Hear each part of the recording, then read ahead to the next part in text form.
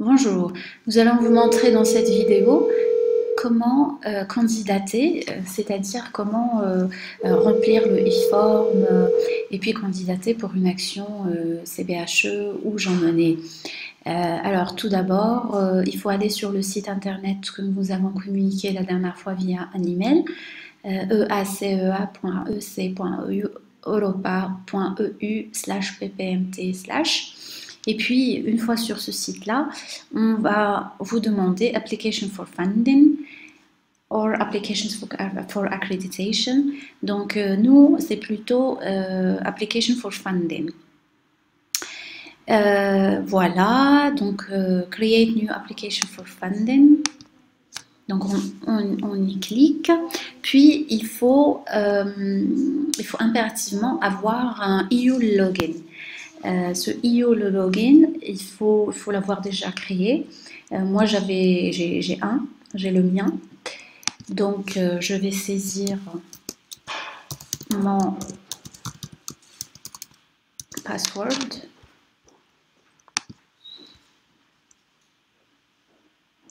Voilà, donc ça mouline. Et puis, il va nous rediriger directement vers... Donc, une fois que nous avons sélectionné Funding Program, nous allons pouvoir faire lister, donc nous aurons une barre de défilement avec tous les programmes, European Solidarity Corps, Pan-African Program, comme par exemple Intra-Africa. Nous, ce qui nous intéresse, c'est Erasmus+. Donc, on sélectionne Erasmus+, puis Search. Et donc, il va nous lister toutes les actions clés du programme Erasmus+, notamment, ce qui nous intéresse, nous, c'est CBHE, donc les renforcements de capacité. On peut aussi, oups, il a sélectionné d'office, on peut aussi sélectionner, si on est intéressé par un Jean Monnet par exemple, JMO, c'est Jean Monnet. Donc Jean Monnet, Opportunities, choisir entre le centre, la chaire, le module, le network, le projet ou le soutien à des associations. Nous, aujourd'hui, ce qui nous intéresse, ce sont les projets de renforcement de capacité. Et dans les projets de renforcement de capacité, il y a deux types, les joint projects et les structural projects, comme ce qu'on avait expliqué lors des info sessions. Donc les joint projects, leur impact va se voir sur les établissements, sur les partenaires, alors que les structurants, les projets structurants ou structurels, l'impact du projet se verra au niveau du système de l'enseignement supérieur. C'est pour cette raison que dans le consortium, il est impératif que le ministère de l'enseignement supérieur et de la recherche scientifique soit un partenaire entier. Donc nous allons choisir, donc nous allons cliquer sur Joint Project, ce que j'avais déjà fait. Et puis, le haut de la page, il va nous montrer donc, le détail. Le programme name, c'est Erasmus. Sub-program name, c'est Cooperation for Innovation and the Exchange of Good Practices. Action name, Capacity Building. Sub-action name, c'est le Joint Project. Et puis, il va récapituler aussi les deadlines. Puis, il va falloir tout de suite choisir la langue, l'application form language, donc la langue du formulaire. Donc, je peux choisir entre le français, l'anglais, English, French, Dutch. Donc, je vais choisir le français. C'est ce qu'on avait dit aussi lors des info sessions, que même si toute la plateforme est en anglais, on peut choisir le français comme langue de notre application. Donc, puis, next. Alors, l'étape suivante, c'est de saisir la liste des partenaires. Et pour saisir la liste des partenaires, il faut absolument avoir le peak number. Donc ça, c'est l'identifiant que doit avoir tout établissement. Alors ici, j'ai une liste de pics à ma disposition. Donc je vais choisir d'une manière fortuite et hasardeuse donc quelques numéros de pics. Donc j'ai choisi d'une manière fortuite quelques numéros de pic à ma disposition et donc j'ai construit ce consortium. Alors ce qu'il faut savoir, c'est qu'une fois que vous allez saisir le numéro de pic, vous allez mettre add to list et donc les noms vont se générer tout seuls parce que ça puise dans la base de données dans la base de données du portail européen.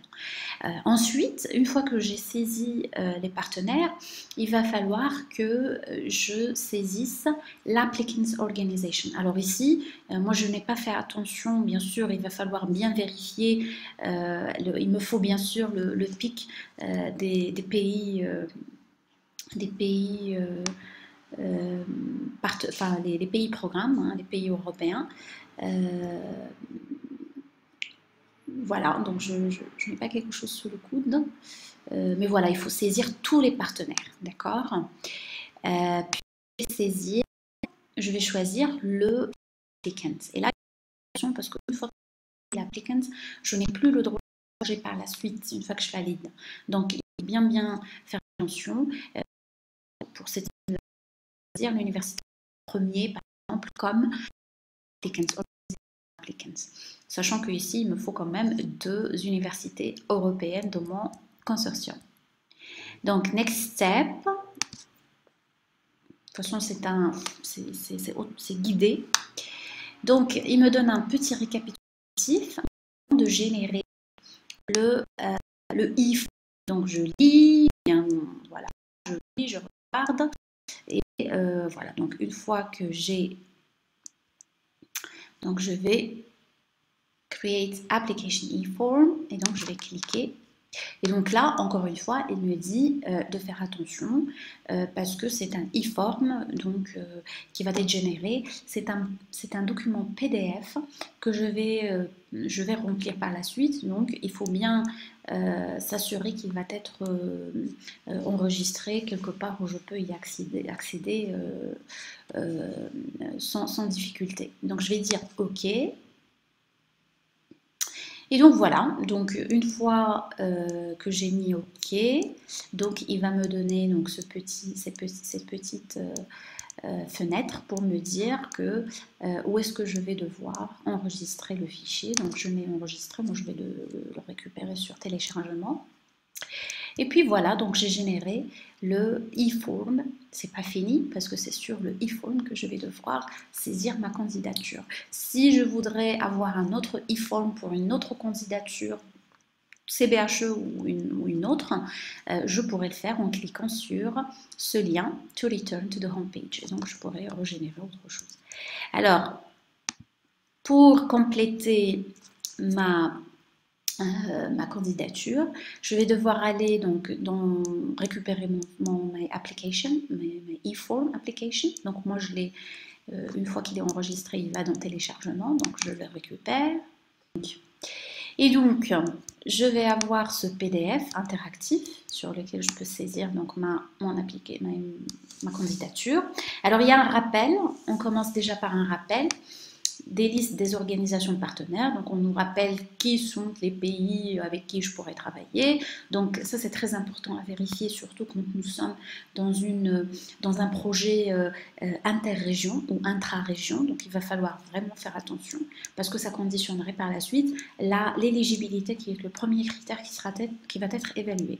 Ensuite, on nous précise voilà, un certain nombre de choses auxquelles il va falloir faire attention. Donc, de bien indiquer le rôle de chaque organisation, de pays membres nécessaires, hein, donc il faut faire attention, donc qu'il soit de pays. On nous rappelle les pays qui sont éligibles, combien d'établissements par pays sont nécessaires. Voilà, donc il va falloir faire attention. Donc ça, c'est un petit rappel. Et puis, bien sûr, on nous rappelle les partenaires en précision. Donc, pour chaque partenaire, un numéro P1, P2, P3. C'est important parce que dans le descriptif que nous allons présenter lors de l'info-session, donc il faut bien expliquer le rôle de chacun. Alors, le réflexe à faire, s'il vous plaît, c'est le test de connexion parce que ce formulaire, donc vous allez y saisir les détails de votre candidature et c'est par là qu'il va falloir donc le valider, de soumettre. Et donc pour cela, il faut faire déjà un test. Dès le départ, faire un test de connexion. Donc je vais faire ce test-là. Alors il me dit que il y a un certain nombre de paramètres qui ne sont pas pris en charge, etc. Donc je vais aller sur cette petite barre, Trust this document always, et voilà, donc il y a un certain nombre de cookies, Save, Changes, et donc vous allez voir qu'une fois que je referai le test, ça va marcher. Alors, je suis obligée de le... Il s'est fermé tout seul, et puis je le réouvre. Donc je check, je fais le petit test de connexion. Il faut le faire dès le départ. Testez votre connexion. Et voilà. Donc le test de connexion a réussi, donc c'est parfait. Donc là, je pourrais commencer à saisir ma candidature, donc par la partie classique d'identification des organisations. Alors tout d'abord l'organisation candidate, et bien sûr je vais suivre les rubriques. C'est des rubriques à compléter, donc la personne responsable de la gestion de la candidature. Alors vous allez voir qu'il y a un certain nombre de données qui sont déjà saisies. C'est par rapport à ce qu'on a déjà saisi au moment de la création du PIC de l'université. D'accord. Et puis, personne autorisée à représenter l'organisation dans les accords juridiques. Dans le cas, donc c'est le représentant légal. Dans les cas des universités, c'est bien sûr le président de l'université. Et puis, l'identification, donc identification de l'organisation candidate. Voilà. Et des autres organisations. Et voilà, donc Apimex Study, les autres partenaires. Et ainsi de suite. Ensuite, bien sûr, on va passer, donc voilà, donc il faut faire ça, donc il va reprendre les 5, 6 ou 7, 8 ou 12 partenaires identifiés du consortium. Et puis, donc à partir de la page 20, ici 20 parce qu'ils sont que 5, hein, mais ça va être plus, on va commencer la description du projet avec le résumé. Là, nous avons choisi donc le français, d'accord, la langue du résumé. Donc, par exemple, je peux utiliser le français. Et puis, le résumé doit être en anglais, quelle que soit la langue choisie. Et puis, le niveau de formation et thème abordé, là, on n'est que dans l'enseignement supérieur pour les projets de renforcement de capacité. Et puis là, il va falloir commencer à indiquer les thèmes. Donc là, par exemple, il faut indiquer donc les thèmes qui vont être, ou les domaines abordés dans la candidature. Donc minimum 1, maximum 3. Donc je vais devoir cocher, d'accord. Bon, je vais choisir at random, par exemple, abondant TIC, par exemple. Énergie et ressources, environnement et changement climatique. Et puis, je continue. Hop. Il y a énormément de thématiques, donc tout le monde peut trouver son bonheur. Date et durée du projet, donc début. Nous vous conseillons toujours de commencer le mois de janvier, et puis vous précisez la date de fin. Si vous avez choisi donc 36 mois, c'est 3 ans, ou 24 mois, généralement c'est 3 ans, généralement je le dis, mais c'est possible aussi d'avoir un projet sur... Alors, langue de la convention de subvention et des échanges, c'est l'anglais d'office, donc ça je ne peux pas le changer, parce que c'est d'office, les échanges avec l'agence et les conventions sont en anglais. Puis je vais commencer à saisir buts et objectifs. Donc il y a des buts et des objectifs qui sont déjà prédéfinis par rapport aux objectifs de l'action renforcement de capacité. C'est ce que nous avons vu lors des infosessions. Et puis les actions. D'accord? Est-ce que ça va être l'amélioration des qualités, le niveau de compétences, les capacités de gestion des établissements ou l'ouverture? Ensuite, je vais présenter brièvement donc, les objectifs spécifiques donc, de mon projet. C'est des espaces, encore une fois, avec un maximum de caractères à respecter, des objectifs spécifiques. Donc là, ça vous rappelle la matrice du cadre logique. Les thèmes et les priorités qui sont adressés par rapport à votre candidature. Est-ce que c'est le développement d'un programme, d'un curriculum, pardon, ou bien la modernisation de la gouvernance, ou le renforcement des relations entre les établissements de l'enseignement supérieur et l'environnement économique au sens large et la société. Donc vous choisissez un seul. Et puis donc, je précise, ma candidature, elle répond à quelle priorité? Et donc là, je vous renvoie au fichier qui concerne et aux documents qui concernent les priorités nationales disponibles sur le lien que nous vous avions déjà envoyé. Ils sont disponibles aussi sur notre site internet. Les pays partenaires ou les régions, si bien sûr il s'agit d'un projet plurinational. Si c'est un projet national, ben, je le précise. Et puis, voilà. Donc, voilà, donc ça me dispense de remplir autre chose. Et donc, on continue sur la e-form ou le e-form. Donc, les subventions demandées, donc c'est un récapitulatif du budget en précisant donc combien vous demandez en frais de personnel, en frais de voyage, etc. Alors, vous allez me demander où est-ce qu'on peut trouver le budget table. Je vais vous expliquer ça par la suite. Donc, les indicateurs, présenter un certain nombre d'indicateurs. Et puis, voilà, l'impact institutionnel sur le secteur de l'enseignement supérieur en précisant si ce n'est pas applicable, bah, ce n'est pas applicable.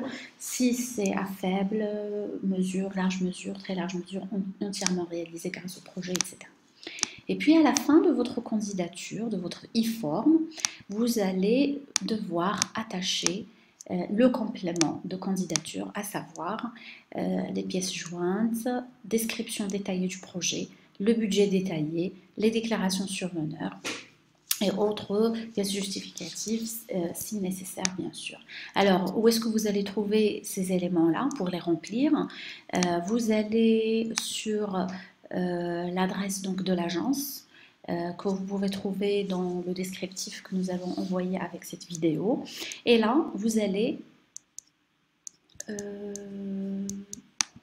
voilà, donc il y a la fiche Capacity Building et dans cette fiche-là, il y a un certain nombre de précisions qui est donné, guidelines, how to apply e-form. Il y a annexe.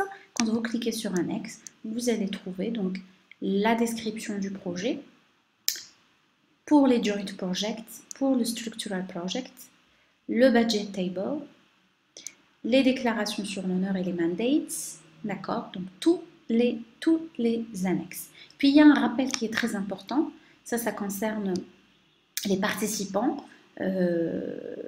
En principe, une fois que vous avez créé votre PIC, il y a le Legal Entity Form et le Financial Edification Form. C'est des formulaires qui sont complémentaires, mais ça c'est géré au niveau du PIC. Donc voilà, donc ça c'est juste un rappel sur ces documents-là, mais en principe, si votre PIC est valide, pour qu'il soit valide justement, il faut qu'il y ait ces documents-là, donc en principe. Donc, si on clique par exemple sur nous, ce qu'on avait saisi, c'est un joint project, voilà, donc le descriptif, moi je l'avais déjà, voilà. C'est le descriptif que nous avons vu lors des info sessions, qui va être à compléter. Alors, il est en anglais, enfin, c'est-à-dire les consignes sont en anglais, mais vous pouvez bien sûr le remplir en français sans problème. Donc, une fois que vous l'avez rempli, il va falloir donc l'attacher. Il y a le budget table aussi, donc que j'avais aussi téléchargé. Il est là. Donc, voilà. Enable macros. Et donc, vous allez donc le remplir. Il est très bien fait parce que tous les formulaires, toutes les formules, sont déjà saisies. Donc, vous allez bien sûr que compléter par rapport à vos besoins. Donc, tout ceci doit être attaché. Donc, vous allez faire normalement joindre un document. Puis, vous allez joindre votre descriptif une fois rempli, par exemple. Il faut juste faire attention, regardez, voilà, visualiser son document. Donc, il a attaché son problème. Il faut faire attention à ne pas dépasser la taille possible. Et donc, une fois que vous avez fait ça, vous pouvez valider le formulaire. Et une fois que vous avez validé le formulaire, ça veut dire que vous avez soumis votre candidature. Moi, ça ne passera pas parce que je n'ai pas rempli beaucoup de champs. Et il y a donc un contrôle qui est fait systématiquement pour que vous n'oubliez aucun champ. Voilà, donc si vous avez besoin de d'autres informations, vous pouvez bien sûr trouver cette vidéo sur notre site internet erasmusplus.ma et vous pouvez contacter bien sûr le bureau. Merci.